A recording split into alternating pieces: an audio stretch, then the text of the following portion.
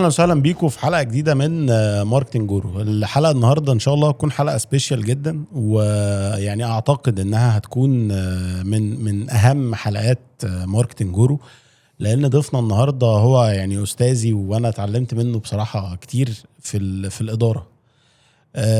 فضيفنا ان شاء الله في حلقه النهارده هو دكتور مروان مسيري. اهلا وسهلا بيك. اهلا عبد الرحمن، اهلا بيك. ايه الاخبار يا دكتور؟ تمام الحمد لله الحمد لله.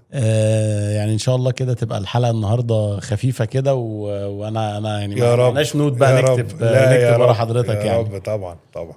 لا ان شاء الله تبقى حلقه جميله، وانا متشرف ان انا موجود معاك يعني. انا اكتر والله يا دكتور. طيب خلينا نبدا كده. انا يعني هنبدا من الحته اللي انا اتعرفت على حضرتك فيها قوي. الام بي، واحنا بنذاكر كده الاداره. طبعا انا يعني جربت مع كذا دكتور تاني، وخدت سيشنز كتير وكورسات قبل الام بي حتى، والمشاكل اللي قابلتنا الستايل بتاع المانجمنت اللي حضرتك بتتكلم فيه دايما مختلف. فالسؤال هنا بقى، هل اللي بيذاكر اداره هيلاقي ان التطبيق بتاعها سهل في الماركت والمشاكل اللي احنا بنقابلها كل يوم، ولا هيبقى كلام اكاديمي نظري بالظبط كده؟ هو انا هرجعك لحته خطيره جدا. هو ليه برنامج الام بي اي اتعمل اصلا؟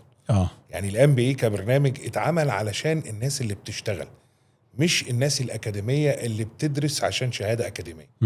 عشان كده هو مواعيده بعد الظهر اصلا.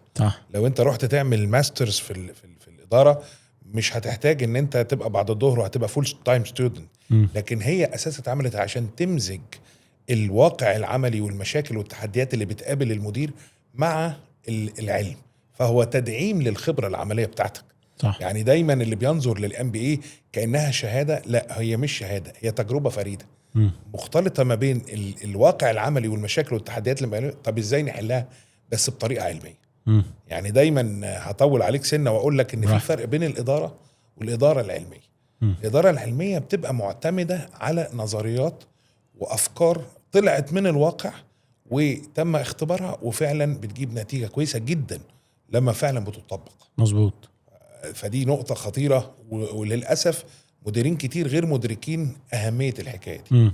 طبعا مع حضرتك استاذنا برضو في الحته دي، مع وجود تحديات التحول الرقمي بالظبط والثوره الصناعيه الرابعه، اصبح النهارده الديتا هي اساس المانجمنت، زي ما هي اساس التسويق واساس البيزنس كله دلوقتي الاعتماد على الديتا. طبعا. فطبعا طيب هنا في سؤال. الناس يعني دايما انا عندي مشكله، هروح ادور عليها واشوف الحل ايه والكلام ده كله، لكن لما هاجي اطبقها بيتفاجئ بان لا، الناس الفيدباك بتاعهم مش مظبوط. فهل القرار اللي انا خدته ده كده غلط؟ طب الكلام اللي مكتوب على السوشيال ميديا او على الانترنت غلط؟ فهل انت مع ان كل واحد يقرأ ويذاكر ويشوف ويتعلم ويخبط لحد اما اداريا يظبط، ولا يحاول اصلا يبقى فيه زي كرييشن كده للليدرشيب ستايل خاص بيه هو؟ خليني اقول لك الحته مهمه جدا جدا. المانجمنت ما هياش علم ثابت. يعني ايه ما هوش علم ثابت؟ هي مجموعه مبادئ، وكل واحد الستايل بتاعه اللي بيعرف يولف المبادئ دي مع بعض بناء على الموقف اللي موجود. فالاداره بطبيعتها موقفيه، ما يصح في موقف لا يصح في موقف تاني.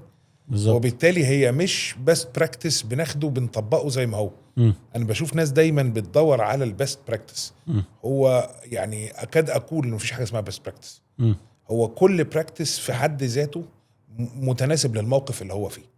طب هل في طريقه معينه ان انا احاول اكالكوليت كده الريسكس اللي ممكن انا اتعرض ليها وانا قبل ما اخد الديسيشن، او قبل ما الديسيشن يبدا يتطبق بالفعل على الناس؟ هو بالتاكيد في موديلز هتساعدك، ولكن يبقى مدى فهمك للموقف الحقيقي.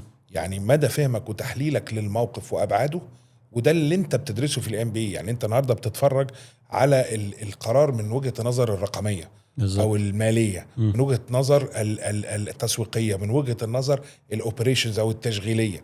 فلما تبص من وجهات النظر متعدده تستطيع ان انت تاخد قرار اصح.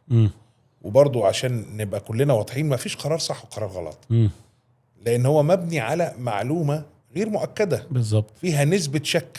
يعني الكمال لله وحده هو اللي عارف حاله التاكد التام. يعني حاله التاكد دايما ندرس ونقول حاله التاكد التام دي حاله نظريه ملهاش اساس في الواقع. فانت دايما الريسك هو حاضر معاك، هو اللي صح. انت بتحاول تعمله انك تقلل الريسك في القرار بتاعك، لكن مش تقدر تمنعه. صح طبعا. انت عارف كمان يعني ده واحنا اما دخلنا شويه في الحته بتاعه الديجيتال ترانسفورميشن والموضوع ده، فانت بتلاقي مثلا في المولات الكبيره عشان يحدد بارتيشن معين هيتحط في المكان ده، فهو بقى يجيب كاميرات بسنسورز باي اي يشوف الناس بتعدي على المكان ده قد ايه، فبدا يغذي بداتا اكتر المدير عشان ياخد اصلا ديسيشن زي كده، فيبقى عنده صوره انت نقلتنا نقله جامده قوي. نقله على التكنولوجي وازاي ممكن تاثر. هدي لك سيتويشن لموقف انا اشتغلت عليه فعلا. يعني النهارده انت ممكن بالسنسورز الموجوده في المكان تعمل هيت مابس. هيت مابس تقدر تعرف فين الاماكن صح. الموجوده. مش بس كده، انت بناء على الشراء من قسم معين ممكن تعمل اقتراحات للعميل وتغير الرساله الاعلانيه اللي موجوده في الشاشات داخل المنفذ. طبعا. يعني نفترض ان انت اشتريت بنطلون معين مثلا، انت محل واشتريت بنطلون، تخيل لو الرساله الاعلانيه اللي موجوده جوه المنفذ عملت لك ريكومنديشن لقميص او جاكيت او منتج اخر متماشي مع اللي انت اشتريته، بنسبه 70% هتشتري المنتج الاضافي. او لو عملت لك بروموشن خاص بيك انت، يبقى النهارده التكنولوجي بتقدر طبعا تنقلنا نقله. عشان كده بقول لك هي كلها ديتا. وهي انت عارف كمان ده يعني احنا بنطبقه في الويب سايت والموبايل ابلكيشن. اليوزر بيسكرول قد ايه، صباعه بيقف فين اكتر. طبعا البوتون هنغير مكانه من هنا لهنا ليه، لو في اوفر يتحط فين، وهكذا، بحيث ان تكون كل الداتا يعني اداره الكاستمر اكسبيرينس او التجربه الشرائيه او التجربه الكامله مع العميل. هو ده مفتاح المنافسه في الفتره اللي جايه. يعني سواء كانت رقميه او لا. وانا برو جدا للمزج ما بين التجربه الشرائيه الاوفلاين والاونلاين مع بعض. بالظبط. حضرتك لما بتروح ايكيا مثلا كتجربه بتبقى ماسك الابليكيشن اللي عليها الليسته اللي انت عايزها، واقف جوه المحل بتتفرج على البرودكت. ده مزج ما بين الاثنين، ما بين الاوفلاين والاونلاين، وده اللي للاسف مش شركات كتير مستغلاه بالاستغلال الامثل. طبعا. فهو بيعمل ويب سايت بس مش رابطها بالستور. مجرد الربط مادي ان انت بتشتري برودكت تستلمه من الستور مثلا، لكن مش عامل المزج اللي احنا بنحلم بيه اللي يدخلك عالم اخر. عالم اخر. طيب احنا كنا يعني اتكلمنا قبل كده على يعني انا هاخد السؤال ده في اتجاهين، اتجاه العميل واتجاه الموظف. تمام. فكنا اتكلمنا قبل كده مع يعني دكتور هيثم ابراهيم، انا فاكر في اول حلقه خالص اتكلمنا على النيدز. فقلنا ان في implicit واكسبليسيت نيدز. فوانس ان انت عرفت النيدز اللي هي ما بتبقاش باينه من عند العميل، وبدات ان انت تحطها في الماركتنج مسجز بتاعتك، فده بيخليك تحقق ايراد محترم من ورا حاجه زي كده. طبعا. هاو تو ديسكفر حاجه زي كده بالنسبه للعميل وتاثر على اسلوب انا في الماركتنج والمانجمنت ازاي؟ طيب يعني بناء على اللي قاله دكتور هيثم وانا مقتنع تماما باللي هو بيقوله. للاسف شركات كتير ما بتسمعش الكاستمرز بتوعها. ما بتسمعهاش يعني او بالاصح لا تنصت انصات كافي، لان ما عندهاش الشانلز اللي تسمع بيها الكاستمرز. حضرتك كم مره اشتريت ومحدش سالك انت مبسوط ولا لا؟ صح. محدش شافك انت بتستخدم المنتج ازاي، محدش قاعد مكانك. وبالتالي هو كل اللي باني عليه الماركتنج بتاعه او الاستراتيجي بتاعته او حتى البيزنس بتاعه هي اسامبشنز. مجموعه اسامبشنز للناس اللي موجودين في الشركه. ده طبعا ليس له اساس من الواقع. لكن لو سالت الكاستمرز محتاج ايه وبيفكر ازاي وسمعت هو بيشوف ايه وفهمت مشكلته، يعني في الاخر انت بتحل مشكله. يعني انت هي بازل اللي انت بتحاول تحلها. العميل مش قادر يحلها لنفسه الا كان اتصرف. طبعا. فعايز اقول لك ان الشركات اللي بتعمل بريك ثروز دايما بيبقى البرودكتس بتاعتها فيري سمبل، لان المشاكل بتاع الكاستمرز ار فيري بيزك. فانت مش محتاج تعمل اكتر من كده. فتخيل كده اللي اخترع مثلا الغطا بتاع التكييف، فيري سمبل برودكت. يعني الغطا اللي بيغطي التكييف غطا الازازه. غطا هو اكيد خد باله مسمار بالظبط. فتلاقي ان the most successful marketing campaigns او most successful products هي the simplest products اللي مباشره على customers needs. طيب ازاي بقى النيدز دي او هل صح ان انا كمدير ابدا ان انا استخدم النيدز دي اللي الموظفين تحتي محتاجينها فابدا ان انا اشتغل عليها كويس علشان خاطر يبقوا ماسكين في المكان اكتر، وابدا يعني هل اقدر ادير بان انا اوفي النيدز بتاعتهم؟ خليني اقول لك حاجه، السؤال المحير دايما هو ازاي نعمل موتيفيشن للتيمز بتاعتنا. هنا الارتباط بالنيدز.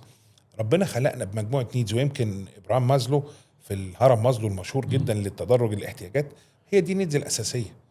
طرق اشباعها مختلفه، لكن هي في الاخر هي نيدز اساسيه. المشكله والتحدي اللي قدام المدير ان مش كل الناس عندهم نفس النيد في نفس الوقت طبعا. فهو لو اشبع نيد معينه هتلاقي اللي ما زالت النيد تانية. هو الشخص اصلا على النيدز دي طالع نازل طول اليوم بالظبط كده، طول اليوم نفسه في اليوم الواحد. طب هنعمل ايه؟ لكن دايما انا بقول ان في واحده من النيدز دول بتمثل عنق الزجاجه. يمكن يعني هنخش المنطقه اخرى، وهي نظريه القيود. نظريه القيود بتبص لاي حاجه في الدنيا كانها سيستم، واي سيستم ليه بوتل نك. اي تطوير بره البوتل نك لا يمثل اي تطوير للسيستم خالص. فالنهارده لو موظف عنده مشكله ان هو محتاج فلوس اكتر مثلا، وانت قلت له انا هعمل لك شهاده تقدير، الافكت على الموتيفيشن بتاعه صفر. يعني يا ريتك ما عملتها، يا ريتك لان هي مش هتفرق معاه. طيب لو هو محتاج تقدير مهما اديت له من فلوس برضه مش هيرسبوند بالطريقه اللي انت عايزها. ليه؟ لانه مش هو ده اللي هو محتاجه. فانت محتاج تكتشف ايه البوتل نك اللي منع التيم ان هي تتطور، وهي البوتل نك دي اللي انت عايز تعمل. هو انا مع حضرتك في الموضوع بتاع الموتيفيشن ده والنيدز بتاعت الشخص انها بتتغير من وقت للتاني وهكذا.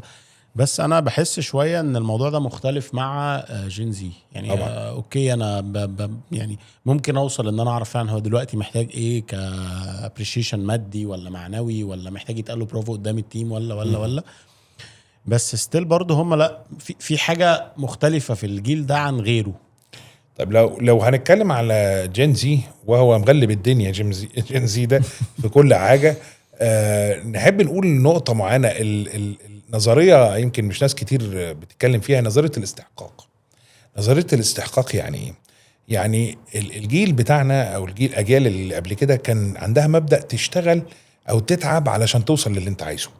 جين زي بيفكر بطريقه مختلفه، هو مولود مستحق اللي هو عايزه. بالظبط. يعني انت النهارده كان ممكن تتعب علشان تتفرج على فيلم انت نفسك فيه، تستنى لما يجي في التلفزيون، او تضطر تروح لنادي فيديو عشان تأجره وتتفرج، ده لو كان عندك فيديو في وقتها. انما جين زي طلع with a point of a button، بيقدر ان هو يحصل على اللي هو عايزه طبعا. فهو مع الكلام ده بدأ معاه من هو عنده 5-6 سنين. فهو شايف ان هو يستحق. بينما مديره اللي هو من جنريشن تانية، فلنفترض من جنريشن اكس او غيره او واي، شايف ان هو لا يستحق ذلك. فالصراع حول الاستحقاق وليس الصراع حول التكنيك. فالنهارده لازم زي ما يعني بنحاول ان احنا نقود جينزي، لازم نفهم الحته الاستحقاق دي. ولكنه في ميزه الصراحه جينزي ان هو عنده كل الامكانيات مسخره في وجهه نظره. فعنده قدره ان هو يحلم ويدور ويفكر ويروح بيوند المستوى اللي هو موجود فيه. هو انا كنت اقول لحضرتك هم يمكن وانس ان انت وفيت بالحاجات اللي زي ما حضرتك قلت، هم شايفين ان احنا نستحق ده. هو بيروح للاكستريم. يعني هو لو هايبرفورم فهايبرفورم اكستريم، لو هيكويت اكستريم. ايوه مش ما عندوش حته في النص يعني. فدي اتس اون اند اوف بالظبط كده، مفيش في النص الحته دي زي ما انت بتقول. طيب نتعامل بقى معاهم ازاي اداريا؟ اول حاجه لازم ان احنا نقرب. يعني لازم ان احنا نقرب، ولازم ان احنا نتقبل الاخر. يعني هي المشكله في الجنريشنز اللي هم مديرين الجنزي ان هو مش متقبل الوضع كده، عايز يعمل ريبليكا لنفسه زي ما هو تعب لازم ده يتعب، وبيبقى شايف ده فالفوكس دلع. بالظبط. الفوكس انتقل، بدل ما نفوكس على الاوبجكتيفز اوف ذا بيزنس، احنا بنفوكس ان انت لازم تتعب عشان توصل للي انا وصلت له. فهو بدل ما يبقى صراع مع المنافسين بقى الصراع داخلي. ويمكن هنقل معاك نقطة خطيرة، ان الجنزي كمان ممكن يغير المكان اسرع بكتير. يعني هنلاقي نسبة الانتربرونورز اللي سابوا البيزنسز اللي هم شغالين فيها كموظفين من جنزي وعملوا their own companies عالية جدا. يعني هو ما عندوش، مش لازم كمان يروح لمنافس او يروح لشركة تانية، ده هو ممكن يبقى هو نفسه المنافس. هو مش يعني هو فعلا هو مش بيفكر اوت اوف ذا بوكس، هو بيروح هو بره البوكس، هو البوكس هو بره البوكس نفسه. يعني انت بتفكر جوه البوكس، انا بفكر جوه، هو بره البوكس اصلا، هو مش عارف ايه البوكس، هو مش شايف البوكس بالظبط. الكابابيلتيز. يعني خليني في حوار كده مع بنتي لطيف جدا، ده يقول لك الجنريشن ده بيفكر ازاي. واحنا بنذاكر دايما بندور انت محتاجه تذاكري اكتر تعملي، قالت لي ما جوجل هيجاوبني. طبعا جمله خطيره جدا. 10 years old جوجل هيجاوبني. انا عايز اقول لك طيب. يعني انا ابن اخويا سنتين تقريبا او 3 سنين، هو دلوقتي كبر يعني، بس هو من سنتين او 3 سنين، لما كان عنده سنتين او 3 سنين انا قاعد جنبه فلقيته فاتح اليوتيوب، انا عاوز فيديو بتاع كذا كذا كذا، ده يعني ريكورد. انا نفسي اصلا ما كنتش بستخدم الفويس سبيتش خالص. مزبوط. فطبعا هو طلع الكلمتين دول فيديو جاله قاعد بيتفرج، فانا قاعد وانا عشان ارتاح في التعامل معاه انا بحط فوق سنه شويه علشان خاطر اقدر ان انا بلس 5 حط عبد الرحمن بلس 5. انا فاكر حاجه بلس 5 10 سنين يعني 15 سنه. تعامل فعلا على هذا الاساس هترتاح جدا. بس لازم تبقى عارف ان ننقل الكلام من الامكانيات الى التحديات. هو مازال جينزي كاي جيل وكاي انسان بيرسبوند بوزيتيفلي جدا للتحديات. طول ما في تحدي طول ما هو عايز يوصل، بس التولز مختلفه. لكن انت النهارده زمان كان اللي معاه كوره افضل كان بيلعب كوره احسن، كان معاه جزمه احسن، كان بيعمل كذا. الصراع دلوقتي والتحدي مش الامكانيات، هو احنا عايزين نروح فين. هو ده السؤال بتاع جينزي، الهويه. يعني خد بالك من حته الهويه، الايدنتيتي بتاعته. يو هاف تو ريسبكت ده لو عايز تبقى ليدر في العصر ده. يو هاف تو ريسبكت الهويه بتاعته.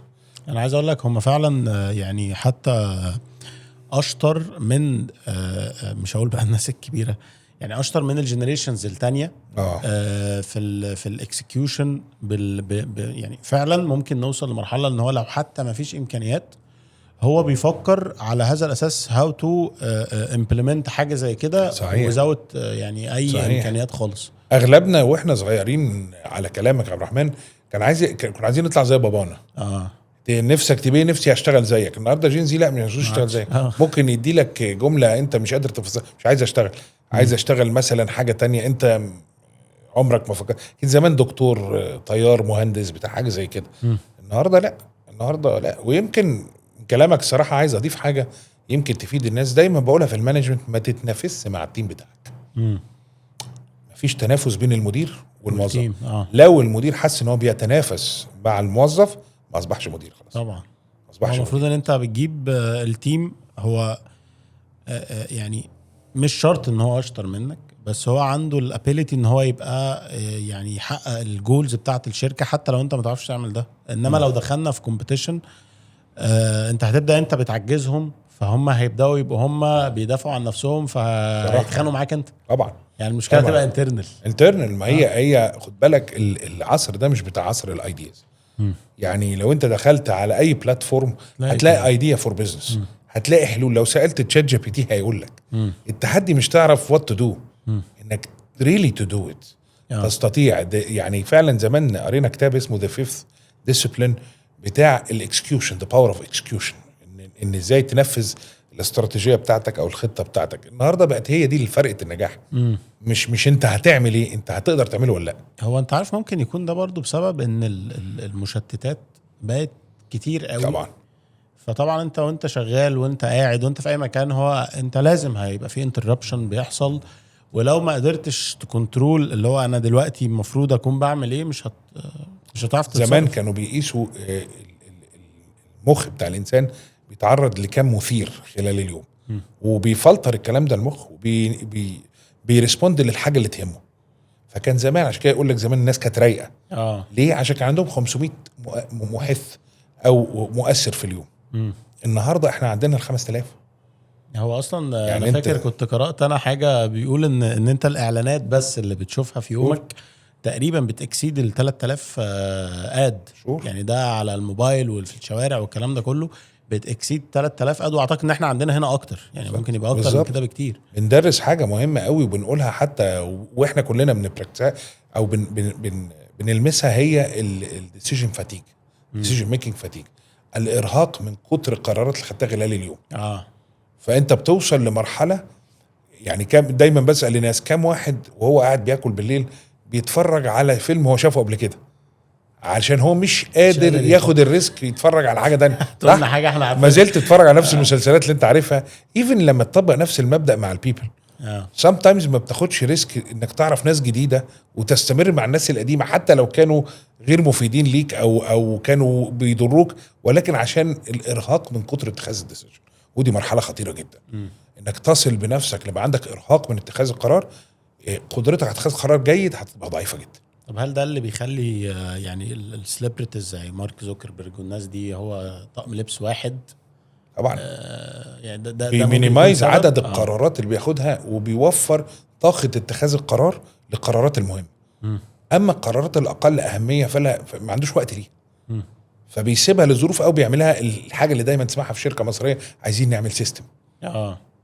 دايما هو عايز يعمل سيستم بس ما بيعملش السيستم، بس النيه موجوده في الاندستري بتاعت الماركتنج. احنا عايزين ناخد بريف. ايوه انا ممكن واخد بريف 40 مره مثلا. أيوة. عايزين بريف لازم. صحيح. طيب كم لا كم لا في حته عايز اقولها لك، ان دايما بنقول the best part اللي الماركتنج بيعمله هو الفوكس. ازاي ان انت تضرب في الحته اللي فعلا ليها تاثير على نتائج الاداء بتاع الشركه او بتاع البيزنس بتاعك. الصراحه ده موقف موجود في كل، حتى في الحياه. لما تفكر كده، ايه الحاجه اللي تخلي عبد الرحمن يتقدم خطوه؟ هي دي الحاجه المفروض عبد الرحمن يفكر فيها. اي حاجه تانية ملهاش اي افكت على تقدم عبد الرحمن. صح. انا اعتقد ده كان يعني انا مش فاكر بصراحه الاسم، بس كان في ماكدونالدز لما جم يشوفوا الميلك تشيك الناس بتشربه ليه اصلا او بيشتروه ليه عشان يزودوا من المبيعات بتاعته. في الاخر طلع الموضوع بعد طبعا يعني ريسيرش بقى والكلام ده كله، طلع في الاخر الموضوع ان الناس بتشربه عشان بيحسسهم بالشبع وهو ماشي في الشغل من غير ما يوقع على نفسه حاجه والكلام ده كله. مظبوط.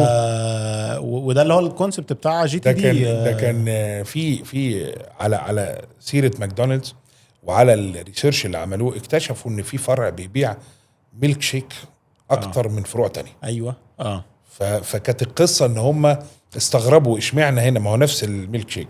اكتشفوا ان الفرع ده قريب من الطرق السريعه، ناس بتبقى معديه عليه وهي بتسافر، فالناس بتشتري الحجم الكبير عشان حاجه تفضل معاها طول المده فتفوقها وهي سايقه. يعني شفت النيدز بقى اللي انت كنت بتتكلم عليها في الاول. نيد تانية خالص، نيد ما مفكروش فيها ماكدونالدز. لكن مع البحث ومع الدراسه القريبه اكتشفوا ان ده شيء مهم جدا بالنسبه لهم عشان يفضلوا صاحيين طول السكه، حاجه ما تخلصش بسرعه. واعتقد دي من البوينتس اللي بتحول يعني نقطه انا كنت بحسبها اكاديميه بصراحه، اللي هو الريسيرشز على الفوكس جروبس. انا كان بالنسبه لي ريسيرش احنا نخش ندور نشوف الناس بتعمل ايه جلوبالي وخلاص، او نشوف اريا معينه وخلاص. انما دي اعتقد بتبين الباور بتاعه الفوكس جروبس في حاجه زي كده. هدي لك مثال عكسي. هقول لك ازاي النقطه دي فشلت يعني بريك ثرو، كان ممكن تبقى بريك ثرو. دلوقتي منطقي جدا او سهل قوي لما تخش سوبر ماركت تلاقي طبق فاكهه متقطع والناس بتشتريه ومقبله عليه. النهارده حتى لو رحت في اي حته هنا هتلاقي محل بسيط فكهاني بيعمل لك طبق بطيخ مقطع او تين مغسول او ما اعرفش ايه.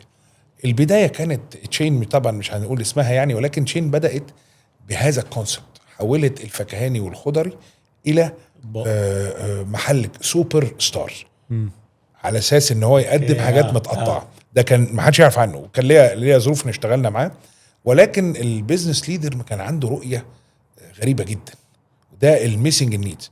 اول حاجه اكتشفناها لما عملنا ريسيرش، محل ما كسبش، كان بيكلف اكتر ما بيطلع. اول حاجه اكتشفناها ان الباكينج كان مكلف قوي، يعني كان عنده طبق بيخلي الخضار طازه لمده 3 أو 4 ايام. والطبق ده كان بيجيبه من انجلترا مستورد. فاكتشفنا ان ست البيت لا تحتفظ بالخضار طول المده دي. ده هي بتجيبه عشان تعمله قريب، ما بتشيلوش الفتره دي، والا كانت اشتريته بعديها بكام يوم، فبقى ثمن الطبق اللي غلى من سعر الكيلو قوي ملوش اي لازمه. ادي اول حاجه. تاني حاجه اكتشفنا ان الباينج اصلا مش ست البيت، اللي بيشتري الخضار ده عالم اخر له اقتصادات اخرى. ده الست اللي بتطبخ في البيت هي اللي بتنزل تشتري، وغالبا ما بتكون عامله اتفاق مع الخضر او الفكهاني وبتاخد عموله على الكلام ده. فبالتالي هي مش هتخش المحل ده اصلا. فهمت ازاي؟ فهي هنا نفس الفكره، ان انت مش سامع الكاستمر بتاعك، مش عارف الكاستمر بتاعك بيفكر ازاي، معتمد على اراء صحابك اللي بيجاملوك اصلا.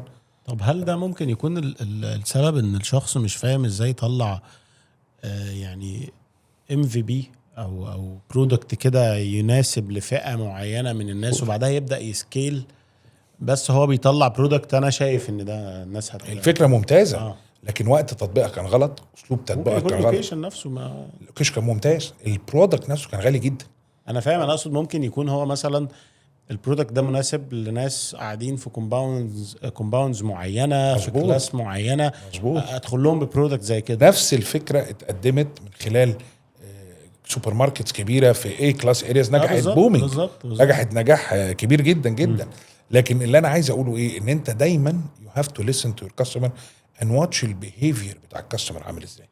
في امثله كتير جدا في البراكتس انا شفتها، ان انت وده بيطلع لك اوبورتونيتيز لما بتسمع الكاستمر وبتشوفه طلع، يعني بيعمل اوبورتونيتيز ممتازه لما تشوفها. انت عارف يعني دي بترجعني النقطه كده احنا كنا عملناها، وانا كان يعني فعلا لما جيت اطبقها كانت محاوله مني ان انا يعني ادخل جزء اكاديمي او حاجه انا ذاكرتها واطبقها في البيزنس. فجينا دايما كان الفيدباك بناخده من العملاء ازاي، ان احنا بنخش معاه في ميتنج نبدا نتناقش معاه، وما كانش من المديرين حتى، كان من عند الاكونت مانجرز اللي هم بيديروا الاكونت. فده بدا يتحط اصلا في كونفليكت اوف انترست، ان الاكونت مانجر جاي له فيدباك نيجاتيف، فهو مش هيوصله للاداره اللي هي المفروض هتحاسبه بناء على حاجه زي كده وتبدا تطور. ف قعدت اعمل الريسيرش ازاي ان انا يعني اعمل ديفلوبمنت في حته زي كده، لان ان احنا محتاجين نطبق حاجه اسمها نت بروموتر سكور. فطبعا قلت طب نت بروموتر سكور، انا لسه بقى هبعت للكلاينت فيدباك، ما احنا كنا ببعت له 10 اسئله ما يردش. فالنت بروموتر سكور ببساطه سؤال انت ترشحنا لحد من اصدقائك بنسبه كام من 10، فده بيوريك الليفل اوف ساتسفاكشن بالنسبه للكلاينت. فبدا ان هو يقطع لي الكلاينتس بتوع الكلاسترز، في كلاينت اللي هو ساتسفايد ده انا محتاج اعرف بقى هو ساتسفايد ليه. فده اللي بقينا نخش معاه بقى 1 تو 1. في كلاينت تاني عنده مشاكل، فبدا يقول لي والله بص انت شاطر في ان انت بتريسبوند بسرعه، الكواليتي ستيبل، الكوميونيكيشن كويس، طب مش شاطر في ايه؟ فيبدا يقول لي والله عندك مشاكل في كذا وفي كذا وفي كذا. بدانا ان احنا ناخد المشاكل دي وما كناش احنا بنقدم السيرفيس ليها. وده اللي عمل الديفلوبمنت على مستوى البيزنس، ان بقينا نقدم سيرفيسز تانية بقى، مش عارف بيرفورمانس، كول سنتر، فكل ده بدا يابجريد معايا بناء على نيدز فعليه اليوزر اصلا هو اللي قايلها لي. بالظبط. ده ما كناش هنعرف نلاقيه لو انا يعني المكنه سايره والدنيا جميله وطالما ما فيش اخبار. انا دايما بقولها الكاستمر از يور بيست ماركتنج اوفيسر. بالظبط، هو اللي هيقول لك يو جاست نيد تو ليسن اند تو ليسن من غير التحيز. sometimes انت بتبقى عايز تقنع نفسك ان البرودكت بتاعك كويس وان الكاستمر بيحبك وان انت مهم بالنسبه للكاستمر. كان في حوار شيق جدا مع احد العملاء عندي، الحوار ده كان سألنا سؤال مهم قوي.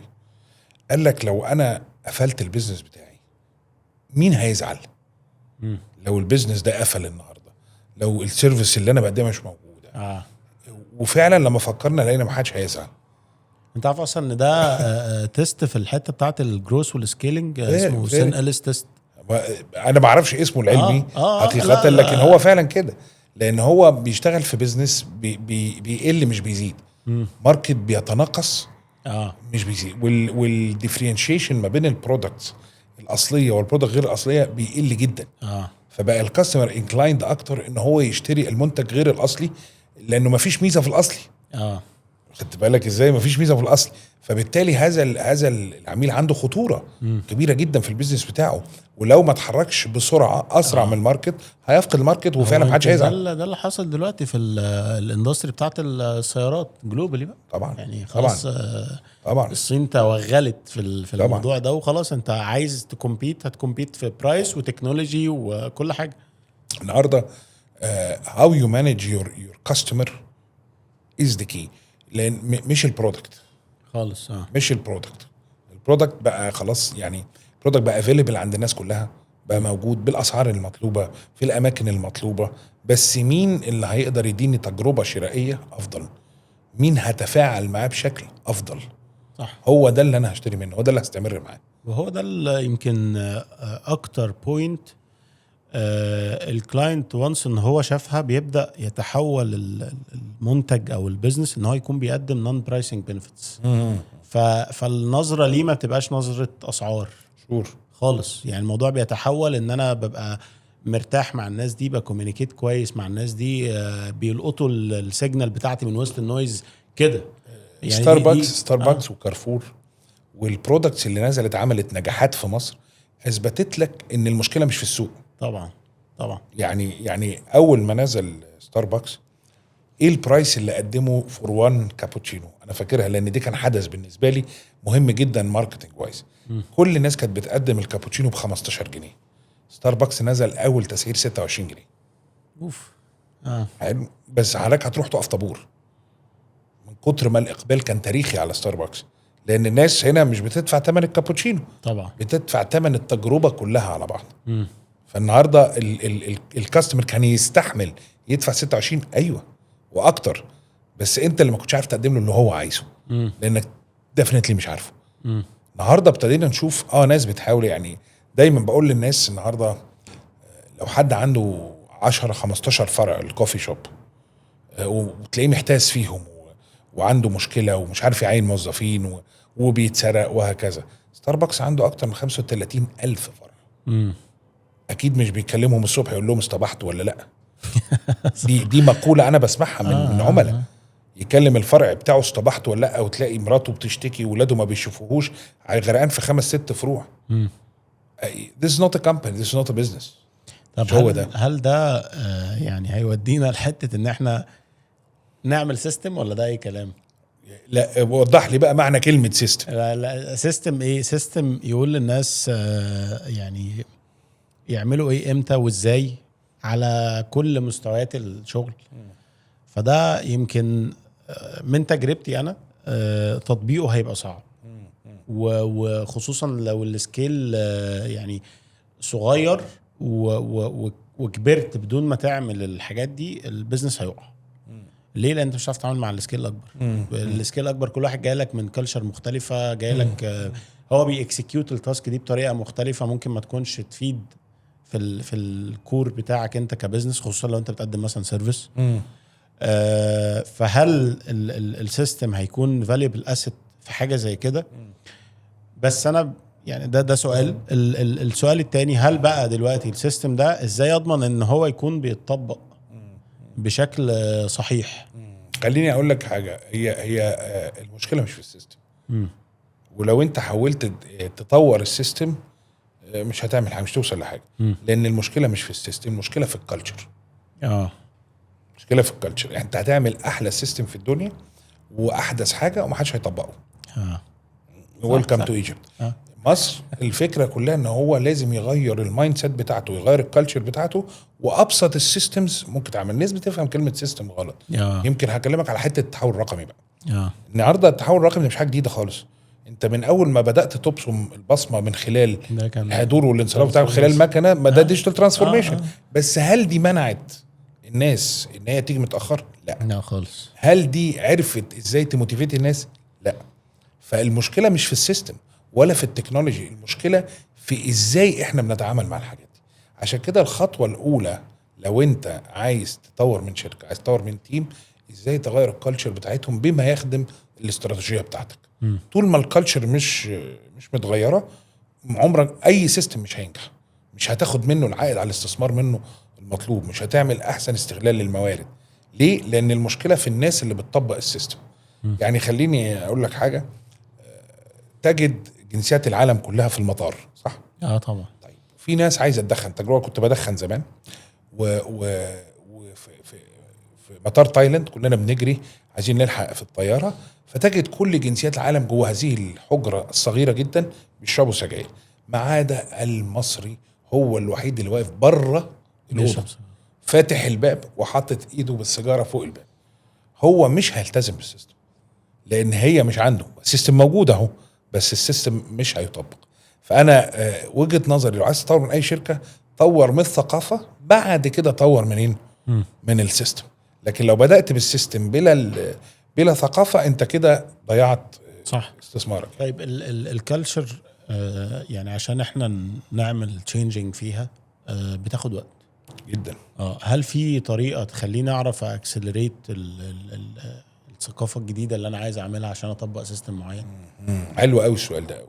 ازاي تقدر تاكسلريت التطور بتاع الثقافه؟ بس عندنا كده اكمل. ازاي تقدر تاكسلريت التطور بتاع الثقافه؟ اول حاجه ايه الهدف بتاع الشركه؟ ايه الهدف بتاعنا؟ هل الهدف بتاعنا موحد؟ وايه اللي احنا محتاجينه عشان نوصل لهذا الهدف؟ من هنا تطلع الثقافه المؤسسيه. طيب هل احنا بنعمل التطور ده ليوم واحد ولا لفتره طويله من الزمن؟ لو لفتره طويله اتس وورث ان احنا نغير الكالتشر ونتعب في ان احنا نغير. مشكله بقى مصر ليه الكالتشر ما بتتغيرش؟ عشان الليدر ما بيعتنقش الكالتشر اللي عايز الناس تبقى عنده. اوكي دي مشكله تانية دي. يعني انت النهارده عايز الناس تيجي في ميعادها وانت بتيجي متاخر. بالظبط. طب خلاص، ما هو يبقى كالتشر مش موجوده. انت عايزهم يلتزموا بحاجه انت نفسك مش ملتزم بيها. طبعا ده مثال صغير قصاد كده. هل يقول لك انا عايز انوفيشن؟ هل انت فعلا عامل انوفيشن اصلا؟ انوفيتور اصلا بتسمح بالانوفيشن؟ بتدي الفرصه للانوفيشن، خالق الحاجه. صح. عايز مساواه ما بين الناس وانت مش مساوي بيهم. فبالتالي تبدا الكالتشر وتطويرها من التوب مانجمنت، من فوق لتحت. من هنا الكالتشر ممكن تتغير معاك كويس جدا جدا. وشفناها في امثله كتير من نجاحات. يعني انت لو تيجي دلوقتي تفكر مثلا شركه زي العربي، شركه زي فاركو، شركات زي دي، الليدر من فوق هو اللي بدا.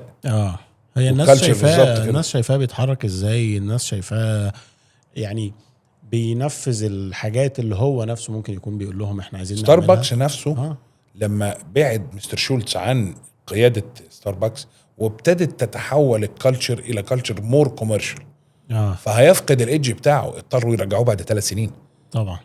يعني يمكن جابوا كونسلتنت من شركات مرموقه جدا ومن دراسات كبيره جدا، ولكن ما عندوش السنس الكالتشر الهويه بتاعت ستاربكس، وخسروا قصاده بليونز.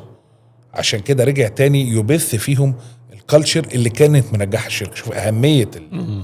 انا عايز اقول لحضرتك يعني انا في الفترة اللي كنت بذاكر فيها المانجمنت مع حضرتك دي كانت الفترة اصلا اللي انا يعني كانت تشينجينج بوينت في حياتي، نقطة فاصلة.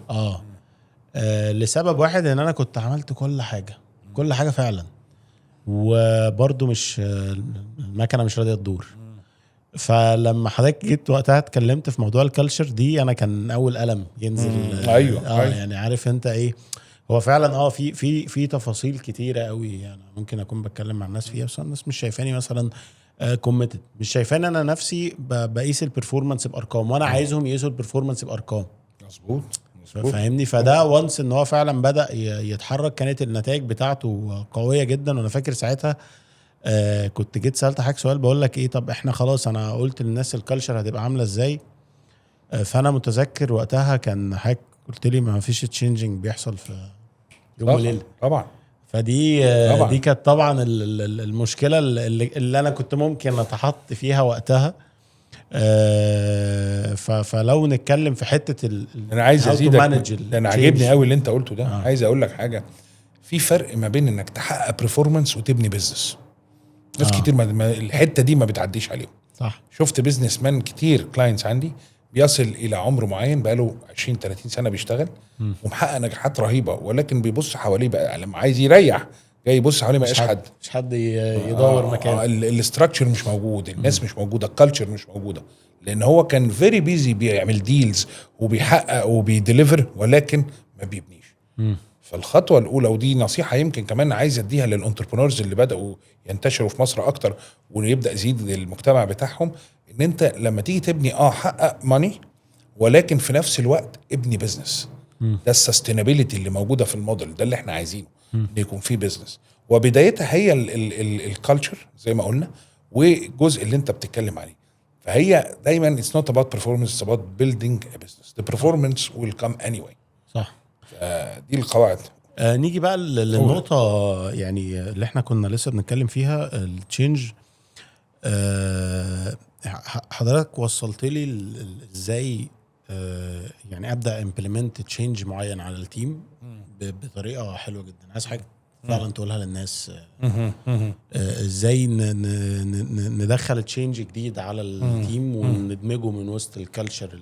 هي التشينج هو يعني سواء احنا دخلناه او ما دخلناش هو هيحدث. فلازم نآمن ان هو كده هيحدث.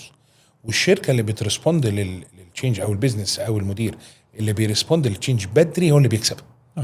هو هيحدث وكل الناس هترسبوند، بس مين اللي عمل كده؟ نفتكر فكره لما حصلت الكورونا والشركات اللي قدرت تتحول بسرعه الى الاونلاين بيزنس، هي دي الشركات اللي نجحت وكسبت من الكورونا. لكن الشركات اللي اخذت وقت عشان تستوعب الصدمه هم اشتغلوا تاني ولكن خلاص كانوا رجعوا لورا. طيب التشينج مشكلته الرئيسيه تكمن في ان اللي واقع عليه تشينج مش شايف ريزن للتشينج. ودي النقطه اللي المدير المفروض يبدا بيها ويخلقها، ان انت محتاج تشينج. طول ما انا عندي اقتناع مفيش حد هيتغير الا لو هو عايز يتغير. خد بالك من دي. يعني عمرك ما تقدر تفورس حد ان هو يحدث تغيير. ممكن تحدث تغيير وهمي لفتره زمنيه وتعود تاني، زي الناس اللي عايزه تبطل تدخين بيقعدوا سنه واثنين وثلاثه ويمكن 5 ويرجعوا يدخنوا تاني، لان التبطيل الاولاني ما كانش حقيقي، ده كانت استراحه محارب بس. لكن هو هيرجع تاني الحته دي. فالتغيير ليه قواعد وليه اسس. فاول حاجه ان انت تبقى عندك الاحتياج للتغيير. النهارده طبعا احنا دخلنا تاني في الامتحانات وتسمع بقى صريخ الامهات كلها في البيوت عشان عايزه الطفل يذاكر.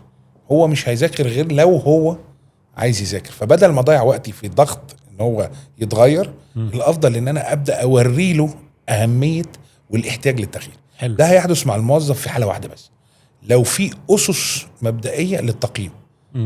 يعني في مؤشرات هي اللي بتقول له ان هو محتاج يتغير، اللي هي الكي بي ايز. يعني حضرتك لو رحت النهارده لدكتور، الدكتور الشاطر هيطلب منك تحاليل.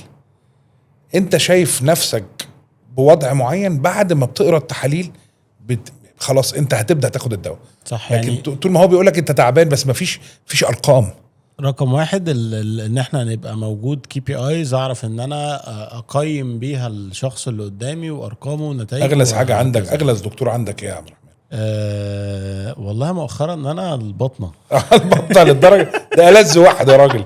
دكتور السنان دايما طبعا اغلس واحد. بس انت بتروح له امتى؟ لما خلاص بقى، لما بتكون موجوع. لكن طول ما انت موجوع طول ما انت مش موجوع ما بتروحش لدكتور السنان. طول ما انت مش شايف الاحتياج. فالوجع هنا هو وجود الرقم اللي بيبين لي الاحتياج ان انا اتغير. فاذا اغلس الخطوات ان انت تروح لدكتور سنان، اغلس الخطوات هتحدث برضو، بس لما يكون في مؤشر ويكون الاحتياج ان انت تروح. صح. طبعا في ناس عندها الثقافه ان هي بتروح بدري، فالتشينج عندها والمقاومه بسيطه. ما مش هنعمل علاج عصب، ده بس تنظيف او حشو بسيط في الاول لو اتحركت بدري. لكن اغلب الناس بتتحرك متاخر لما تشوف الحته دي. فدور المدير ان هو يوضح من الاول الهدف، يكون عندنا اسنان نظيفه. هنقيس الهدف ده ازاي؟ بالكشف 1 2 3، واظهر دايما للموظف الحته دي. هو اللي هيسالني طب لو عايز انا احقق ده اعمله ازاي؟ هنا اقدم التغيير. ولو ما سالش، نعم، لو ما سالش يبقى هو لسه مش شايف الاحتياج، مش مقتنع. يبقى انا هنا مقصر كمدير. مش هجيب اللوم على الموظف خالص، انا هنا مقصر. خد بالك من حاجه، لو نفترض ان انت بتشتغل مندوب مبيعات، بتشتغل سيلز، بتشتغل مندوب مبيعات، وقلت لك ان انا هقيم الاداء بتاعك ب1 2 3 4، ودايما انت شايف التقييم ده لايف، مش هقيمك بعد ما الموضوع خلص. لو لقيت الارقام مش بتتحرك في الاتجاه السليم، هتبدا تقول لمديرك اعمل ايه. طبعا. فيبدا يقول لك انت محتاج تعمل 1 2 3، تتغير في 1 2 3، فيبدا ان هو يتغير. لكن طول ما هو ما سالكش وهو مش شايف ان يحتاج تغيير، مهما حاولت تقول له اكتب تقرير الزياره، اعمل كذا، مش هيعمل. هيعملها مره مش هيعملها تاني، ما يحدثش التغيير الحقيقي. كويس. طيب بعد الارقام بقى، وبعد ما بين له ان انت محتاج تتغير واظهر له الارقام اللي اشجعه طبعا على التغيير من خلال تمهيد للتغيير، تقسيم التغيير على مراحل اقل بحيث يقدر ان هو يستوعبها. سام تايمز بعمل له ريورد ما يجي يتغير. بس خد بالك بقى المفاجاه الناس ما تعرفهاش كتير، ان بعد كل ده وبعد ما هو يتغير ده مش ضمان. لازم اعمل ريكفري او اعمل تثبيت لهذا التغيير. التثبيت ده بيجي ازاي؟ ان انا كل فتره برجعه تاني لنقطه الاحتياج للتغيير، وان انت نجحت في دي وان انت بفكره بالحته دي عشان ما ينساش. يعني خليني اقولها لك كده او نقلبها على صبغه حياتيه. كل الناس بتؤمن بالصلاه وبالصوم وبالحته دي، وتلاقيك في بعض الاوقات بتعلى معاك المستوى ده وبعض الاوقات ايه بينزل. يوم يجي بقى هنا ايه اختبار من ربنا عشان يفوقك عشان ترجع تاني. يبقى اذا انت حتى لو انت اكثر الناس ايمانا في العالم عنده سقطه طبعا. فالتغيير لن يثبت الا بتكرار الرجوع للنقطه دي تاني، نقطه البناء الاصليه عشان يثبت معايا التغيير. طيب حضرتك يعني ذكرت كذا اسم للشركات الكبيره، وقد ايه هم يعني منظمين وعندهم يعني حاجات بيقدروا يديروا بيها البيزنس على سكيل اوسع وهكذا. ازاي بقى الاس ام ايز او الشركات الصغيره والمتوسطه توصل للليفل ده؟ ايه البوتل نيكس اللي هم ممكن يقابلوها؟ فخلينا ناخد اول بوتل نيك مثلا ممكن يقابلها شركه صغيره عشان توصل بس انها تبقى متوسطه. فخ التقليد. فخ التقليد مشكله، او زي ما بنقول مصيده التقليد. مشكله اس ام ايز كتير جدا جدا ان هو بيحاول يقلد شركات تانية او ما نجح مع شركات تانية بيحاول يقلده ولكن ما عندوش نفس العضلات طبعا. فبالتالي بيفشل. يعني حضرتك النهارده لما تسال اي ستارت اب او اي حاجه عايز تعمل ايه بفتره من فترات يقول لك انا عايز اعمل زي اوبر. يبقى هو عايز يقلد اوبر، بس دي قصه نجاح في قصادها 100 محاوله ان هي تبقى اوبر وفشلت. فايه المميز عندك؟ يعني رقم واحد دايما بنقول في الفتره اللي طلع فيها مثلا شركات زي ديل وفيسبوك كان في اباطره في السوق كبيره جدا زي اي بي ام زي طبعا. مايكروسوفت. طب ازاي دول طلعوا؟ مين اللي سمح لهم ان هم يخشوا السوق؟ وجود التميز في اللي بيقدموه. يبقى دايما التميز في مثلا في حاله ديل ما حدش عمره باع بالتليفون اللابتوب. هو اول ناس باعوا اللابتوب، ولما دخلت الانترنت هم اول ناس باعوا بالانترنت. حتى اي بي ام كانت غفلاها. لما حاولت تريكفر وتخش فيها كان هو خلاص وصل للحته اللي هو عايزها. ازاي يعني؟ انت متخيل ازاي مثلا حاجه زي جوجل تطلع في وجود قلعه كبيره زي مايكروسوفت؟ غلطه من مايكروسوفت رهيبه ان هي سمحت ان ده يحدث في السوق، ولكن النتيجه لان جوجل ما كانتش داخله عشان تقلد مايكروسوفت، كانت داخله بحاجه مميزه جدا. فقدرت كل كيان كبير كل شركه كبيره عندها نقطه ضعف. انت كشركه صغيره لازم تضرب في نقطه الضعف دي اللي هي تبقى نقطه قوتك. فتتحول الى ذكي. يعني مثلا في السبعينات كنا احنا بنسميه عصر الديناصورات. ليه عصر الديناصورات؟ شركات زي جنرال الكتريك اي شركات عملاقه تسحق اي شركه صغيره. فايه اللي يغلب الديناصور؟ السرعه. بالظبط. هنا طلعت بقى الشركات اللي هي بنسميها الايه؟ الفهود. الفهد غلب الديناصور مش عارف يحصله. طب بقى ايه اللي غلب بقى الديناصورات بقى؟ الفهود بقى دلوقتي الذئاب الاذكى. بقى السمارتر كومبانيز هي اللي بتكسب مش الفاستر. السمارتر. صح. يا ترى في ايه بكره؟ احنا ما نعرفش بقى في ظل الاي اي وفي ظل السايبر سيكيورتي تشالنجز اللي موجوده. اكيد هتطلع شركات ببزنس موديل جديد. فالنصيحه رقم واحد دو سامثينج ديفرنت، ما تقلدش. اعمل حاجه فعلا جينوين. وده خد بالك لو تشوف الانفسترز والبرامج اللي بتطلع زي شارك تانكس والحاجات، اول حاجه بيسالها انت ديفرنت في ايه؟ انت بتقلد لانه عارف ان هو لو قلد هيفشل. انت ممكن يبقى عندك فكره بسيطه جدا جدا جدا ولكن هذه الفكره ما اتعملتش قبل كده وفي احتياج طبعا ليها. بالظبط. خلينا نقول ان في احتياج ليها في الماركت يعني. بالظبط. هو يمكن دايما الديفرنشيترز انا اتلخبط فيها جدا. ماشي. هو دايما النقط اللي بتميز يعني كل شركه عن التانية هي دي يمكن النقط اللي بيدور عليها فعلا الانفستور عشان خاطر يشوف هل ككومبيتيتور يقدر ان هو ياخد منك او يعمل نفس الحاجه اللي انت بتعملها بنفس الكواليتي. فالنقطه اللي بتميزك دي تبقى موجوده عنده ولا لا. وعلى قد ما هي قويه كل ما دي بتستاهل انفستمنت اكتر، او ان هو يقول لك خلاص اكسلريت وحاول تسرع وتبيع وتستحوذ على عدد من الاودينس اكتر وهكذا. انا لو انفستور هانفست ليه في واحد بيحاول يقلد اوبر بينما عندي الفرصه ان انا انفست في اوبر؟ بالظبط. يعني ليه اروح انفست في الكوبي؟ طب ما انفست في الريل وان خلاص ده ماتيور انف ان انا اعمل كده. لكن انفست في حاجه مختلفه تنافس اوبر، يا ريت كويسه جدا. طيب يعني هل ده معناه ان الجمله الشهيره بتاعت فيك ات تيل يو ميك ات ده اي كلام؟ في الوضع ده طبعا مش سليمه. يعني لان خلاص الاوريجينال موجود وكومبيتنج. فكر بقى تو دو ات ديفرنتلي. تعمل حاجه مختلفه. طبعا هتقول المحدد ايه؟ المحدد ان انت تكون بتحل مشكله عند الكاستمر. بالظبط. بس ده هو الايديا بالامكانيات المتاحه معاك، وتبدا ان انت تعلي بقى عليها اكتر واكتر بناء على انا نفسي الناس الستارت ابس تروح يعني بس مجرد زياره لكوكب الشقيق اليابان، هيلاقوا هناك في الكوكب الشقيق مخترعات كتير جدا في منتهى البساطه. في ليا صديق كان بيروح اليابان، في بعض المحلات ما زالت بتشتغل بالمانيفاتوره من غير حتى كيس. ولما تيجي تفكر هو ليه يجيب كيس؟ ده هو مبسوط والناس مبسوطه بالحركه دي. خلاص يعني هي sometimes people think ان هم كل ما يطوروا يبقى احسن. هو التطوير الحقيقي يحدث عند الحاجه اللي بتاثر في البيزنس، لكن لو جبت دي او دي مش لازم استخدم تكنولوجي. صح. اتفضل. طيب النقطه الثانيه اللي ممكن تقابل الشركه بعد ان انا اطلع حاجه تميزني، ايه بقى النقطه الثانيه اللي تخليني اتحول من شركه صغيره لمتوسطه او متوسطه؟ تشالنج بقى الرهيب جدا الكرو اللي بيشتغل معاك، المانجمنت بقى، اداره الموقف نفسه. يعني انت نجحت ككونسبت وابتدت انفستمنت تخش، هسكيل ازاي؟ بالظبط. اقدر ان انا اكون شركه كبيره ازاي؟ التشالنج الحقيقي مش هتكلم فيه من وجهه نظر المجموعه بتاعت الستارت ابس وازاي تقدر تسكيل، ولا ان انت يكون عندك التيم والاداره الواعيه اللي تقدر ان هي تاخد الشركه في حته تانية. فدي نقطه مهمه جدا، ويمكن دي نقطه بيقع فيها كثير. هو على اقرب مثال بتوع جوجل، بعد ما اتحط على اول النجاح جاب مدير يدير. لان هو مش شرط ان انا صاحب الفكره إن أنا او صاحب البيزنس ان انا ادير صح، انا اللي اكمل. صح. ودي نقطه ان هنا الريل بيزنس مش يعني اغلب الانتربرونورز في مصر بيرتبطوا عاطفيا بالبيزنس. عشان كده هم ما بيكبرش، لان هو ده ابنه هيفضل ابنه. لا، احنا عايزين ابنك ده يبقى راجل كبير وتعمل ابن تاني وهكذا. فانت محتاج ان انت تبعد عن العاطفه شويه وتجيب يعني عوامل النجاح في المرحله اللي جايه، اللي هي ريل مانجمنت. لو انت كنت قادر على المانجمنت مانج، مش قادر هات مانجر محترف، لان الاداره هي مهنه. صح. هي اللي في بعض الانتربرونورز المحترمين جدا مش بتاعته، مش احسن حاجه عنده.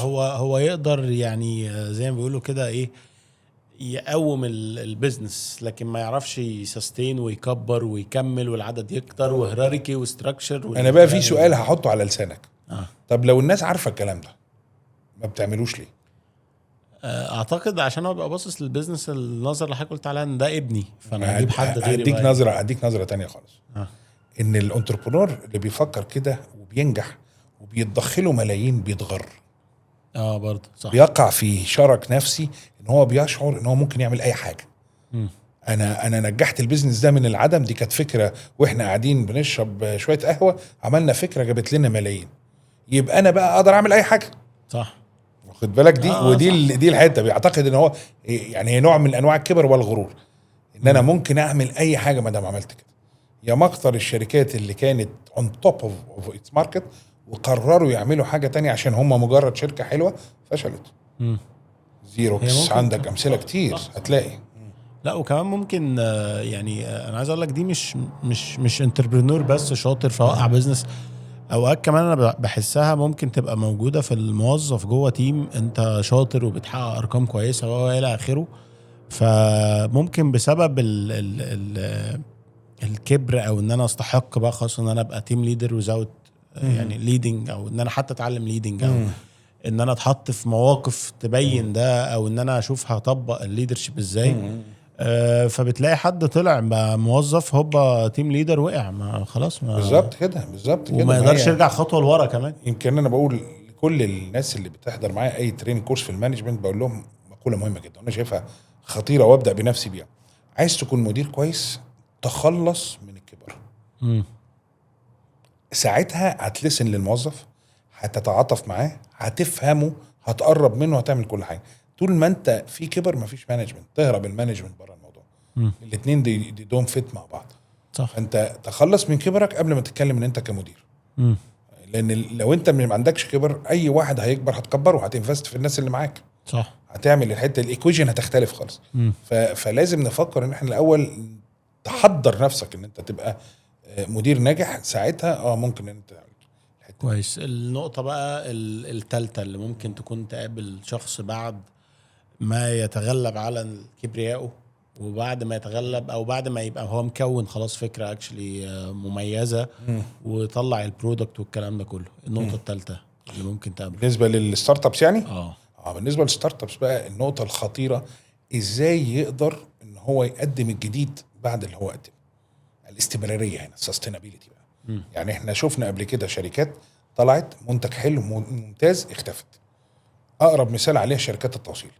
في بدايه البيزنس ده طلعت لنا شركات، يعني كان يمكن في شركه اسمها مشاوير لو تفتكرها. شركه اوت اوف فين مشاوير؟ ما فيش. طب ليه؟ ده دلوقتي العصر بتاعها. انا كان ليا نصيب مع شركه لصديق يعني كان برضو في نفس الفكره بتاعت مشاوير دي، وبدات في الدليفري بيزنس، وكان لسه الفيسبوك لان انت عندك عالم على الفيسبوك. طبعا. يعني في ستات بيوت بيطبخوا بيوصلوا، وفي شركات كل كتير بتوصل كل حاجه. فدول كاستمرز عايشين وموجودين يعني. طب ليه الشركه دي وقفت؟ لان ما قدرتش ان هي تسستين الاوبريشنز بتاعتها وتكمل وتقدم الجديد. فهو دايما احنا بنقول ايه، اي حرب بتكسبها المشاة بيموتوا، وفي الاخر يعني فانت بقيت الفيرست، بنسميها زي لعنه الفيرست موفر. لعنه الفيرست موفر اللي بدا في الاول الدخول. هديك مثال على شركه عالميه زي يونيليفر. they never entered the market the first. اي ده مبدأ. وهقول لك ليه هم عاملين كده، لان عضلاتهم في السكيلينج، فما بياخدش الريسك ان هو يفتح السوق ويمهده. بعد ما السوق يتمهد بيسيبوا بقى ناس تانية عندهم احلام كله أحلام وتخش بقى يونيفر تاخد السوق. اقرب مثال كان لينا زمان، حضرتك شربت الزبادي اللي هي مشروب الزبادي.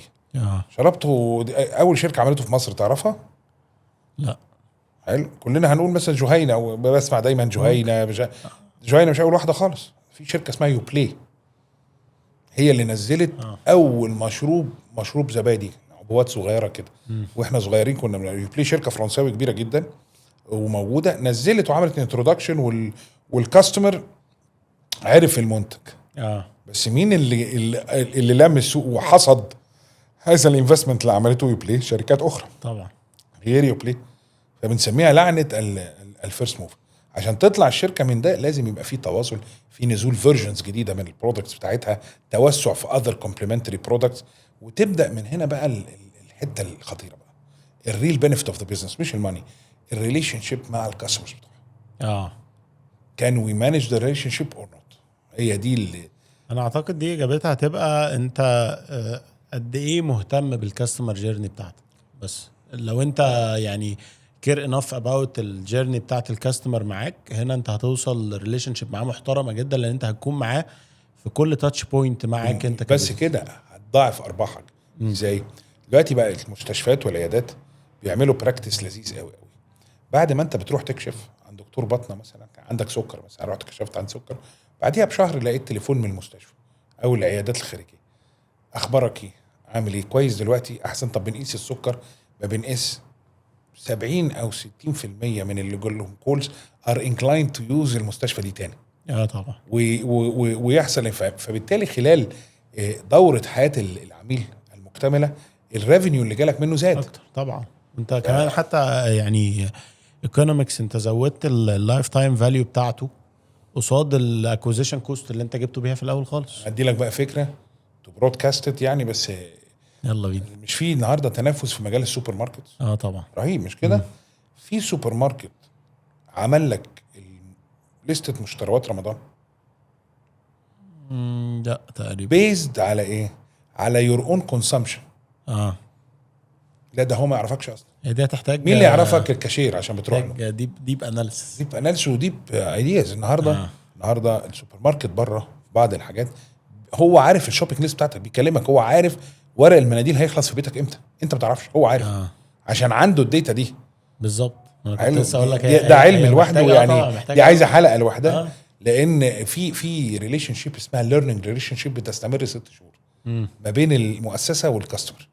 ده لو المؤسسه مستعده، فبتليرن انت بتشتري ايه والكومبينيشن بتاع الحاجات ايه.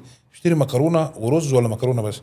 طب لما تشتري مكرونه تشتري زيت زيتون معاها ولا بتعملها بيستو صوص؟ ولا تخيل انت واحد بيستهلك مكرونه كتير عملت لك اوفر على المكرونه، انت داخل على رمضان هعمل لك بوكس مكرونه باوفر سعري، او هحط لك معاه مور برودكتس ماتشنج معاه.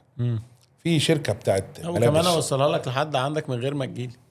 يعني ابسط حاجه ان انت تو امبروف العلاقه ما بين المؤسسه دي. يعني في شركه ملابس لاحظت ان في بنطلون وقميص كان شكلهم حلو مع بعض، حلو، ففي 5000 كاستمر اشتروا القميص والبنطلون دول، فبعتوا للديزاينرز قالوا لهم ممكن تعملوا سكتش لجاكيت يليق مع دول بس، وبعتوها للكاستمرز دول بس. ال 5000 كاستمر دول من الكاستمر 60-70% منهم اشتروا انها ماتشنج. قالوا احنا هم باعوا من قبل ما يصمموا، من قبل ما ينتجوا الجاكيت. انت عارف وانا يعني انا بحب اقعد اقرا شويه كتير يعني. ده مخلوق نادر دلوقتي يعني بنحاول. بس يعني جيت مره بقرا في حته كده تخص السكيلينج وازاي تسكيل البيزنس على كل المستويات. في نقطه انا فعلا ما كنتش واخد بالي منها، او احنا بنعملها في الشغل بس ما اعرفش مسماها ايه وازاي اعمل جروث اكتر بخلال النقطه دي. كانت اللي هي الفايرال كوفيشنت. كل كلاينت بيجي لك قصاده هو بيجيب كام كلاينت. اوكي. فبقول لك ان انت لو وصلت لمرحله ان لو كل كلاينت بيجيب لك كلاينت، انت البيزنس ده مش هيقفل خالص، مستحيل يقف. خلاص انت كل كلاينت عندك انت بس هتبوش اول طلعه، بعد كده خلاص انت بتحافظ على الكلاينت القديم. دي شغلانه تانية، لكن كاكوزيشن لنيو كلاينتس انت كل كلاينت بيجي لك عارف بيجيب لك على اللي انت بتقوله ده. في حته كل ما اقولها حد من البيزنسز في مصر يطلع مش عارفها. البيزنسز ناجحه، هل انت قست اللايف تايم فاليو اوف ذا كاستمر؟ طبعا. يعني الناس ما تعرفهاش خالص. يعني انت عندك كاستمر بيمر بمرحله، هو بيشتري وهو عنده مثلا 20 سنه، حلو، بروبابلي هيموت عند 75 سنه. اوكي، يبقى هو 55 سنه هيشتري. خدت بالك ازاي؟ بمعدلات استهلاك مختلفه عمريه. هو كله مركز على انت جايب لي الكاستمر ده بكام، بس انا بصرف كام على الماركتنج. لكن فكرش هو الكوست اوف اكوزيشن حاجه، واللايف تايم فاليو حاجه تانية. بالظبط. يعني انا هدي لك مثال. احد قصص النجاح بتاعتنا مع كاستمر كان عنده 5000 عميل. اوكي، لما حللنا العملاء دول لقينا ان منهم 3500 عميل ما لهمش لازمه. اوكي، يعني ما لهمش لازمه. انا يعني نفس الاناليسيس ده اتعمل هنا مره. فعلا كان فوق تقريبا ال 1700 كلاينت او في الداتابيز. رقم كبير يعني. ده بنسميه احنا بيلو زيرو كاستمرز. يعني they cost the business more than الريفينيو اللي طالع منهم. والريفينيو هنا بيتقاس بالربحيه بتاعت التدفقات النقديه المستقبليه من هذا العميل. فشلنا دول من الداتابيز وركزنا مع اللي فاضلين من ال 5000 كاستمرز. مبيعات ارتفعت 40% خلال 3 شهور. طبعا. This company اللي انا بكلمك عليها بقى لها 12 سنه في جروث ما شاء الله. يعني انا رحت لهم زياره، هم طبعا يعني ماشيين كل فتره كده بنعمل زياره، فيعني عيني دمعت لما شفت ان من يوم ما عملنا لهم الخطه الكيرف طالع ما نزلش. والكيرف كيرف كميات وليس اسعار اكسبوننشال. يعني انت شلت الايفكت بتاع اختلاف التسعير واسعار الدولار. فبقى فعلا انت بتنمو بشكل رائع على طول. ليه؟ لانك ركزت. بالظبط، ركزت خلاص. هم دول العملاء اللي انا عايز اشتغل عليهم. فايتس نوت بالكميه الصراحه بتاعت عدد العملاء، هي بمدى الريفينيوز اللي بطلعها من العميل الواحد. وزي ما حضرتك قلت فعلا ادارتك للريليشن شيب دي، ان انا ازاي اوفق برودكت عندي يناسب الوضع اللي العميل فيه حاليا، او يناسب البرودكت اللي لسه الكلاينت مشتريه مني، فيماكسمايز البنفيتس اللي هتعود عليه هو. انا احكي لك حاجه على اللي انت بتقوله ده، ازاي قد ايه البيزنس ما بيسمعش الكاستمرز بتوعه. ويمكن لو هو شاف الحلقه هيعرف يعني اللي انا بتكلم عليه. في سوبر ماركت جنب البيت، يعني عند سوبر ماركت كبير، فعملوا سلطه فواكه وحطوا عليها كريمه، ظبطوها ظبطه حلوه قوي، عجبتني. فبعد ما خدتها طبعا خدت شويه صغيرين في الاول بجرب، عجبتني. تاني يوم سالت عليها مش موجوده، فقلت ده الاقبال عليها اكيد ايه شديد. ما جاتش تاني. سالت عليها 7 مرات لدرجه الشيف عارف، اللي واقف في السوبر ماركت عارف ان انا عايز المنتج ده، بس السوبر ماركت مش عارف. واعتقد ان انا غيري كتير. بالظبط. طب ليه المنتج ده ما بيتعملش؟ انت فاهم ازاي؟ ليه المنتج ده ما بيوصلش؟ ما انت عارف ان اكس عايزه وواي عايزه، بس هو في واقع الامر هو مش سامع. هو بس جرى يعمل كراتين رمضان علشان يبيعها للناس. طب ما انت عارف ان مروان ممكن ياخد الكراتين دي غيره يستخدمها يعمل. ما التواصل ده مش موجود للاسف يعني. عارف دي كانت بصراحه الدرايفر ليا ان انا يعني يبقى في حد جوه الشركه مسؤول عن الكاستمر سكسس. ده جاي يشوف الكلاينت وصلنا لفين ويبدا يديفلوب الاوتكمز اللي بترجع له. ايوه. فيفضل مكمل معايا فيحس ان انا مش بقدم له سيرفيس ماركتنج او ايا كان، بس انا بارتنر معاه. بمعنى صح ان هو يجي فتره يقوم مكلمني في كذا كذا كذا كذا، اقول لا ده احنا كده محتاجين نعمل ريسيرش في الحته الفلانيه. الله. بعدها بشويه طب لا انا عندي مشاكل في 1 2 3. طيب احنا هنقفل حنفيه الماركتنج شويه بس هنخليها تنقط وهنقلل الكوست والى اخره، وهنزود في الكوست بتاعت الكاستمر سيرفيس، ونحاول ان احنا نجيب ريتنشن من الكلاينتس القدام وهكذا. بالظبط. فدي وانس فعلا ان انت بدات فاتح بس الباب ان انا سامع الفويس بتاع الكاستمر وهرسبوند وهوري له ان انا برسبوند تجاه الفويس بتاعه. سكسس محترم. يعني يصح نقول من غير حاجه، يصح نقول ان انت ملكت الكاستمر فور ايفر. لو ده مستمر وقادر انك توفر للكاستمر احتياجاته، ملكته فور ايفر. هو بيبقى بالنسبه له حاسس دي شركتي طبعا. وهو لما يحس بالاحساس ده يبدا يغششك ايه اللي هو محتاجه. فتبدا النهارده المجهود اللي كنت بتعمله علشان تطلع له منتجات جديده وخدمات جديده اقل. فبقى خلاص انت عارف من بدري هو محتاج ايه، وبالتالي انت هترسبوند اسرع من اي منافس ممكن يكون موجود. صح. طيب يعني زي ما حضرتك عارف هو change is the only constant. ازاي قبل ما تخش يا عبد الرحمن عايز اضيف لك حته كده. ماشي. لو طبقت نفس المبدا اللي قلناه في العلاقات الشخصيه هتلاقي ان هي نفس النتيجه موجوده.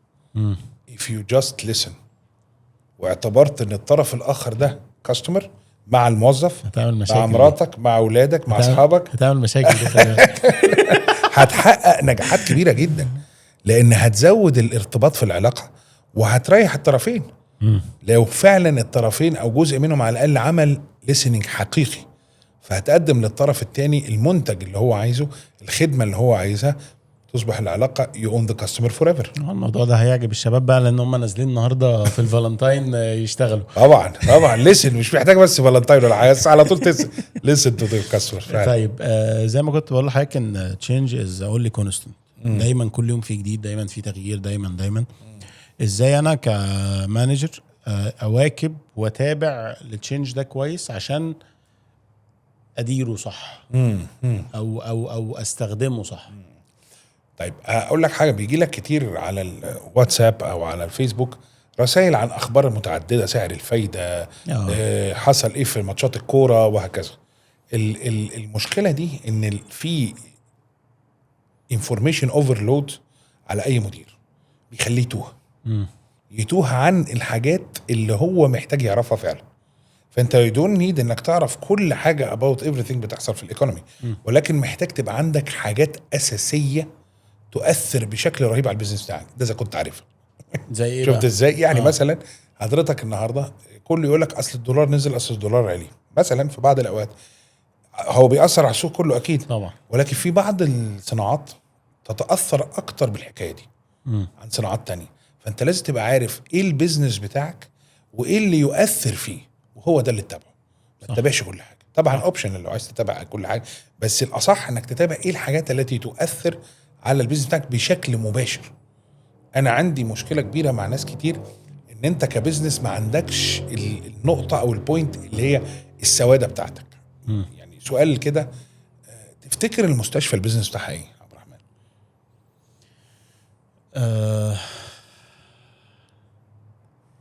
البيزنس بتاع المستشفى انها تريح المريض. الله ينور عليك. لو جيت سألت اي حد بيشتغل في مستشفى هيقول لك we are in the medical field، في المجال الطبي. لا، المستشفى مش في المجال الطبي. مركز الابحاث في المجال الطبي. بالظبط. خدت بالك ازاي؟ لان ده بيصنع طب، بيصنع حاجه. انما المستشفى هو المكان اللي بنقدم فيه خدمات طبيه للمريض مع الدكتور اللي جاي. وبالتالي لو دخلت على كليفلاند كلينيك مثلا كشيء عالمي عجبني قوي ويقول لك we are in the care business. وي ار ان ذا كير بزنس. بالظبط. ايه اللي احنا بنقدمه للكاستمر؟ كير. انما في بعض المستشفيات كتير تروح تحس انه دي دونت كير. يعني ما عندهمش البرودكت اللي الكاستمر عايزه اصلا. بالظبط. عندهم حاجه تانية شبيهه. فدي نقطه محوريه الصراحه، ان احنا تو ديفاين يور بزنس، ومن هنا هتعرف ايه اللي بيؤثر على البيزنس بتاعك عشان تقدر كمدير تتابعه وتعرفه كويس. طيب ازاي يعني حضرتك عارف دايما احنا يمكن بطبيعتنا بنحب ناخدها بالفهلوه. فازاي اتجنب حاجه زي كده عشان ما اقعش في فخ الستريت سمارت زي ما بيقولوا. وده متفشيه جدا ده يعني بالظبط في السوق المصري. انت الملجأ الوحيد اللي هيظبط معاك النقطه دي هي الاعتماد على الداتا الحقيقيه. يعني ايه الداتا الحقيقيه؟ يعني يو نيد تو فوكس على وجود داتا تثبت هذا الكلام. لكن انت النهارده لو حد شافك تعبان بيقول لك ايه؟ انت خدت عندك برد في بطنك، خد كذا خد كذا. هذا في عالم ناس عايشه على كده. يعني في بعض المناطق الشعبيه كمان الاقل وعيا يعني الناس بتعالج بعض بقى. بيدوا ادويه خطيره لبعض يعني، وممكن تعمل مشاكل كبيره جدا. فانت ايه اللي يخليك فعلا تدي العلاج السليم؟ هو التحاليل والارقام. صح. بدون تحاليل بدون ارقام، وبالتالي انا اي تيم بشتغل معاه بقول له الكلمه دي، كلمه انا حابب، كلمه انا شايف، انا حاسس، دي مش هتودينا في حته. كان في حد كده ما كان دايما يسمع مدير يقول انا حاسس، كان بيرد عليه رد عنيف جدا. اقول لك بعد الحلقه. ايوه انا اقول لك، انا هقول لي بعد الحلقه طبعا مش هينفع نقوله هنا، بس اكيد احنا فهمناه يعني. لجد اقول لهم دايما ما دام عواطف حضرت وما دام احاسيس حضرت، يبقى احنا كده هنطلع بره الجود مانجيريال ديسيجن ميكنج. فلازم نبني على الرقم. حتى في بعض الجهات الامنيه زي المخابرات والجهات التامينيه يقول لك المشاعر دي مش موجوده عشان يقدر يشوف الارقام مظبوط ويشوف الكلام مظبوط. كمان ان هم بقوا يستخدموا الموديولز بتاعت الاي اي دلوقتي في الاكسكيوشن نفسه. جلوبال. يعني مثلا الرئيس بتاع فنزويلا لسه قاري بيبر كده بتقول ان استخدموا كلود ده اي اي تول في ان هم يشوفوا هيروحوا يقبضوا عليه ازاي. ايوه. يبقى اذا انت النهارده عايز التيم بتاعك فعلا يركز على الحته دي، اتكلم في الارقام مع وجود طبعا الانسانيه والتقدير وكل ده موجود، ولكن الارقام هي اللي هتخليه يشوف الديفرنس ده، هي اللي هتخليه يشوف الحقيقه دي. ولا تعتمد على ارقام كثيره. خد بالك بيبقى الانتيوشن كده ما يحصلش بقى ما يحصلش باراليسيس باي اناليسيس. يعني انت حصل لك نوع من انواع العجز على اتخاذ القرار نتيجه للاناليسيس الكبيره قوي. تعتمد على الارقام المؤثره فعلا. خدت بالك؟ يعني مثلا النهارده ممكن تقول الريبرتشيز ريت قد ايه، رقم مهم جدا. اللي اختارونا تاني ريتنشن ريفيرال الارقام دي كلها. لسه بيكلمني واحد هيلسي يعني. بيقول لي احنا الكاستمر دي كيس ستادي. يعني الكاستمر مبسوط قوي من البرودكت بتاعنا، والكاستمر شايف ان احنا احسن من السوق بكتير، وازاي البرودكت ده هيوفر له، بس هي دازنت كوميت، ما بيشتريش. قلت له لان ولا حاجه من اللي انت قلتها دي صح. هو لو واحده بس اللي هو قالها دي مش ممكن. قلت له بالظبط كده، مش ممكن كده، لان هو لازم يشتري. يعني هو المنتج داخل في خط تصنيعه وفي انتاج، وبالتالي لازم هيشتريه. فهو اكيد اشترى من حد تاني لانه اكيد شاف الفاليو عند حد تاني. بالظبط. فما توهمش نفسك بالحته دي. رقم ده مهم. هل الكاستمرز بتوعنا بيكرروا ولا ما بيكرروش؟ طيب في جمله كده او مقوله شهيره بتتقال، طالما هي شغاله ما تلعبش فيها. رايك ايه في الموضوع ده؟ والله هي كانت شغاله لمده سنين، وجم كل البراندز اللي جات لنا من بره لعبوا فيها اهو. لو انت ما لعبش حد تاني هيلعب فيها. يعني بيدي وليس بيدي فلان يعني. بالزبط. يعني انت دايما بنقول لو ما غيرتش ولو ما طورتش حد تاني هيطور. فايتس ايذر يو. يعني يمكن ليا صديق كنا واحنا صغيرين نحلم بافكار هنعملها على الانترنت وهنعمل حاجات، ولكن احنا ما عملناش الافكار دي وغيرنا عملها. بالظبط. يعني تقول دي فكرتي، لا هي فكره مجمعه. يعني انا فاكر احنا يعني الجراديويشن بروجكت بتاعنا كنا عاملين فكره يعني مبتكره جدا جدا ومش موجوده. دخلت بس سنه الجيش، طلعت لقيتها موجوده، معمول لها سكيلينج وكل حاجه خلال تقريبا 6 أو 7 شهور. انتهت. خد بالك ان ما قبل الثوره المعلوماتيه حاجه وما بعدها حاجه. يعني زمان كنت انت ممكن تعمل فكره وغيرك يعملها في حته تانية في العالم ما تحسوش ببعض. لا وهو ينجح وانت تنجح. النهارده انت بس هتفكر في حاجه، شكرا، انت لو قلتها الموبايلات هتسمعنا وهتوديها في حته تانية وهتخش. النهارده كمان عايز اقول لك الناس اللي لسه بتفكر في السيرش انجن اوبتمايزيشن خلاص احنا بنتكلم على بقى الاي اي اوبتمايزيشن، ان تشات جي بي تي هيقرا حاجتي ازاي. لا ده بقى الموضوع. ما انا كنت اقول لحضرتك اصلا، انت دلوقتي زمان عشان تطلع ام في بي ده كانت قصه بقى، تطلع برودكت وتصنع ومش عارف ايه وتطلع ام في بي ده موضوع. دلوقتي انت بقيت سهل تخش تعمل ام في بي وتحط انفايرمنت كامله تشغل عليها البرودكت بتاعك وكل حاجه. وغير كده كمان انت بقيت تقيس الريسبونس قبل ما الحاجه تنزل الماركت عشان تبدا تحط يعني توقعات الماركت هيتعامل ازاي مع البرودكت ده. وغير كده كمان دلوقتي بقى احنا كنا يعني بشر معلمين الاي اي، هو دلوقتي الاي اي بدا يتعلم من نفسه. ولسه هي من ليا تعليق هنا بقى في بلاتفورم عليها الاي اي بيتكلموا مع بعض. ايوه علشان يشوفوا بص متوقع كل الكلام ده طبعا، بس خد بالك من حاجه، في تحدي جديد ظهر ولسه ناس مش واخده بالها منه. الاي اي انا في رايي هو مجموعه من العضلات. فكل الناس بقت معاها عضلات بالظبط، بس مش كل الناس معاها مخاخ. فدي مصيبه، هتبقى عركه. دلوقتي بقى اصلا ان انت تستخدم الاي اي از كو بايلوت، لكن مش هو هو هيحرك. ايوه بس هو انت النهارده هيتشابه على الناس الابقار، تتشابه على الناس الجوده من عدم الجوده، ويبقى هنا الديفرنشيشن والعنصر اللي بيميزك هو ده النقطه اللي لازم نركز عليها. يعني هو حلو من ناحيه، ولكن في تحدي كبير من ناحيه. النهارده اي فاليو بروبوزيشن في الماركت انت مش ضامنه. مستوى الاعلانات عالي جدا جدا، بقت الناس شايفه اعلانات ولا امريكا بذاتها ولا يعني معقل الماركتنج ولا الكلام ده كله، بس انت مش عارف هل المنتج حقيقي ام لا. خدت بالك؟ اي حد النهارده طالع، يعني في واحده طالعه بتقدم استشارات مثلا على الحته دي، هي لسه متخرجه. لا فهي طب هنشورك في ايه؟ يعني احنا هنشورك في ايه؟ اللي انا بفكر كده، يعني ما ينفعش ان احنا يبقى شغلتك ايه فريلانسر، شغلتك ايه كونسلتنت. مش هي دي. مش هي دي. ما هي يمكن المشكله، ودي بقى نقطه تانية خالص، دي اعتقد محتاجه لها حلقه لوحدها. ان الجزئيه بتاعت البيرسونال براندنج بقت موضه، يقول لك انت تطلع تشهر وتعرف فسعرك هيزيد. ايوه بس طب ما احنا لو خدناها بقى ك يعني بزنس، ان انت لو هتفتح بيرسونال براندنج عشان يبقى ده البيزنس بتاعك، ان انت نفسك اللي بتدخل فلوس، ما هو الكلاينت اللي هيجي لك مره مش هيجي لك تاني. بالظبط كده، وزود الفاليو اللي انت هتعود عليه. فهي موضه كده، اعتقد انها تستمر شويه، بس بعد كده هتبدا انها يعني تفلتر بقى نفسها بنفسها لما يبقى في زحمه. وده يمكن حصل في الاندستري بتاعت الكوتشنج. في الجي سي سي مثلا دلوقتي لا بقى فكره ان حد زي ما حضرتك قلت كده فجاه انا خلصت وبتاع، خدت كام كورس، انا هطلع ابقى كوتش اقدم كونسلتيشن في الماركتنج مثلا او كونسلتيشن في اكس واي زي. خلاص ما عادش فيه بقى، لان انت انا المعلومات اللي انت هتقولها لي هخش على شات جي بي تي هيقولها لي.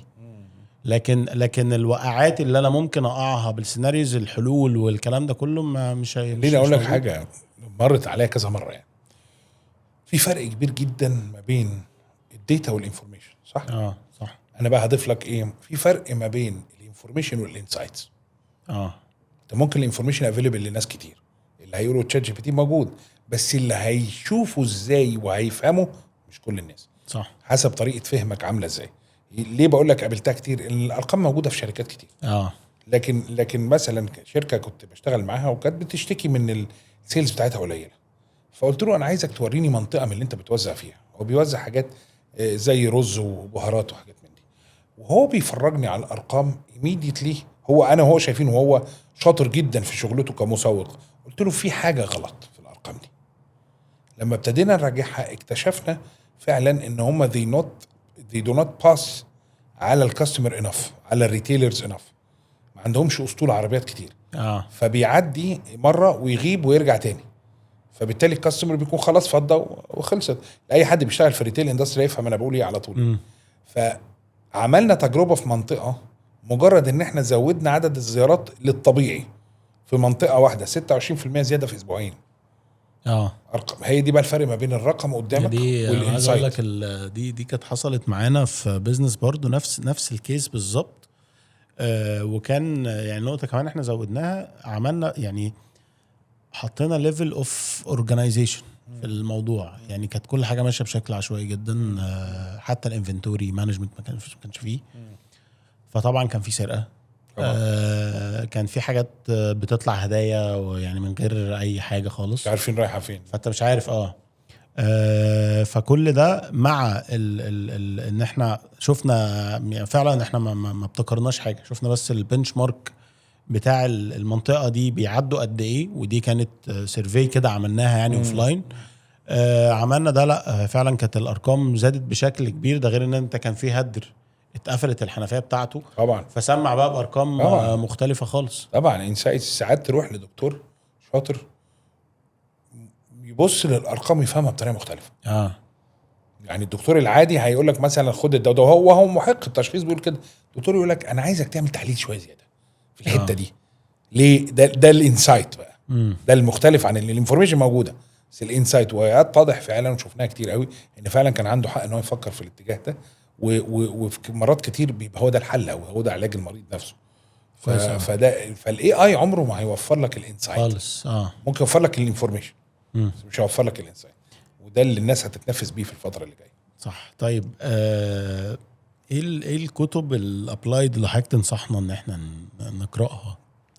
هو في كتابين صراحه اثروا جدا في طريقه تفكيري على مدار يعني السنين. انا قريت كتب يعني متعدده مجالات مختلفه، لكن في كتابين بالذات احب انصح الناس بيهم. يعني اول كتاب هو في الماركتينج، هو اسمه للكاتب طبعا ثيودور ليفيت، اسمه ماركتينج ايماجينيشن.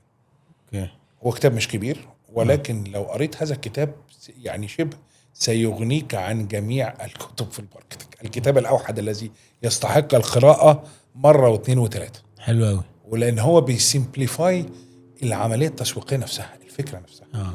ثيودور ليفيت ايماجينيشن، هو كده صورته عليها لمبه كده. ثيودور ليفيت ده اللي كويند التيرم بتاع ماركتينج مايوبيا او قصر النظر التسويقي، بمعنى ان انت بتفكر في الارباح قصيره الاجل وبتنسى اللونج تيرم اللي احنا قاعدين بنتكلم فيه من ساعتها، ازاي تبني سستينبل بزنس. فثيودور ليفيت كان موفق جدا، احد الكتب اللي لا يمكن اي مسوق يفوتها. فيري سيمبل، يعني فتحت اول صفحه هتكمل على طول. تاني كتاب بقى ده اللي يعني هيشقلب دماغنا خالص، اسمه ذا جول. ده بيتكلم على ذا ثيوري اوف كونسترين بتاع الياهو جولدرات. وهو يعني احد الناس اللي تغير تفكيرك خالص، انك تنظر لكل حاجه في حياتك مش بس في الشغل كسيستم.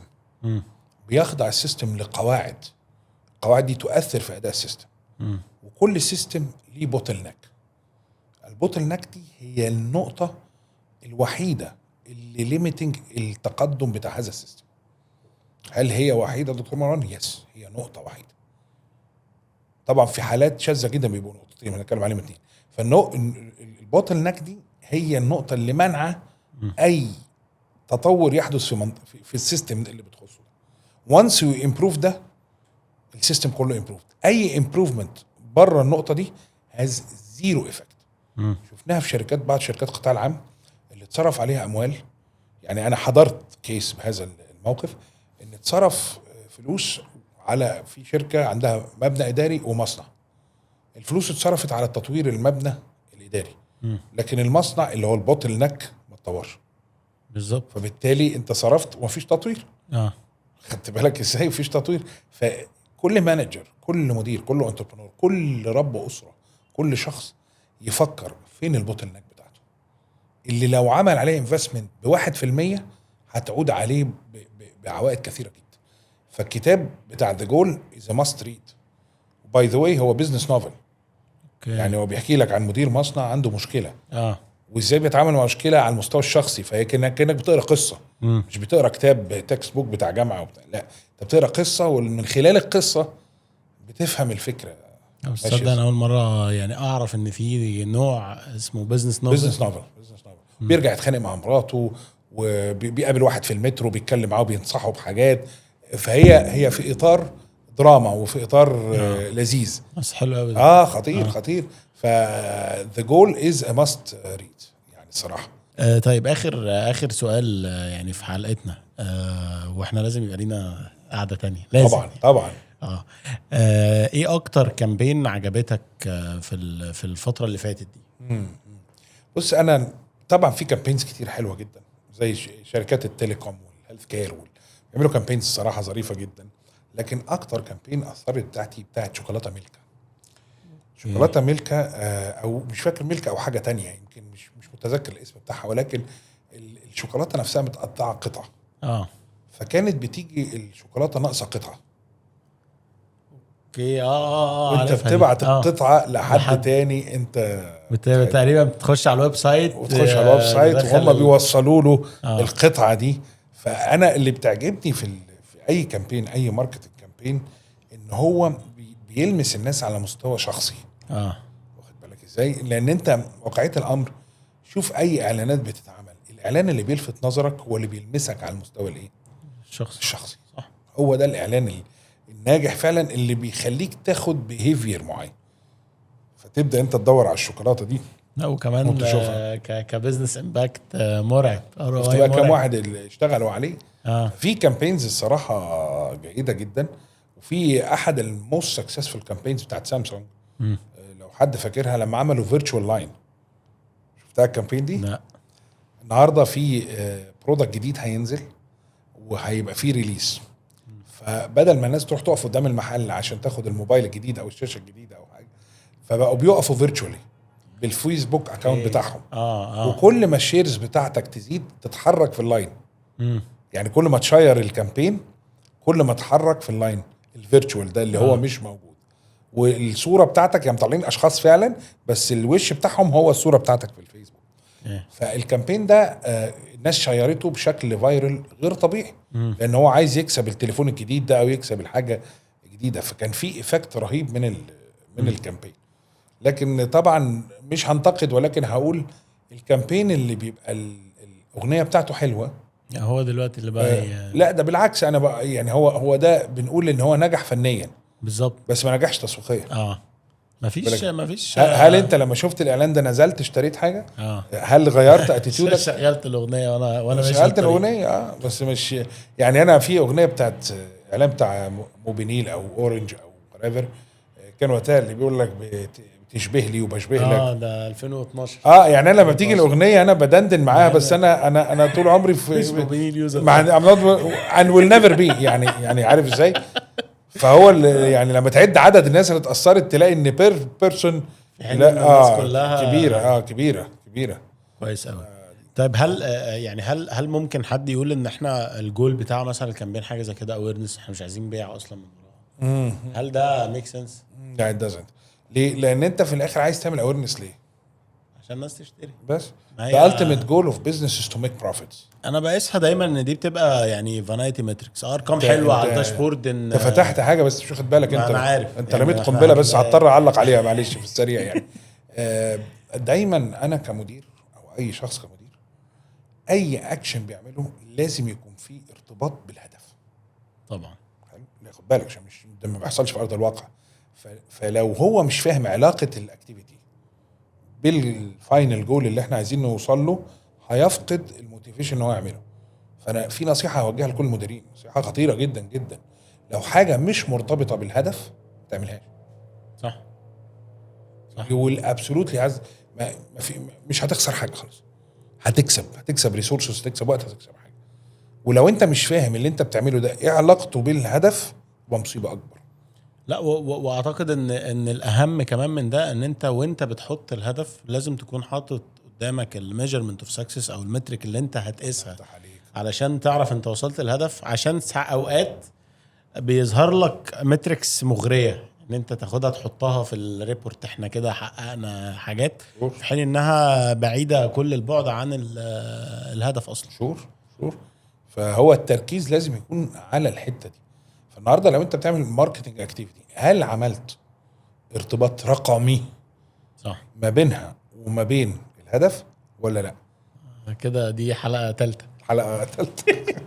انا والله سعيد جدا يعني انا استمتعت جدا، الحوار معاك ممتع انا اكتر وجميل، مش عايزين الحلقه تنتهي يعني ان شاء الله يبقى في حضرتك توعدنا بقى، يبقى في ان شاء الله ان شاء الله قريب. حلقه تانية وثالثه بامر الله قريب. ودي كانت نهايه يعني حلقتنا النهارده في ماركتنج جورو مع دكتور مروان المسيري.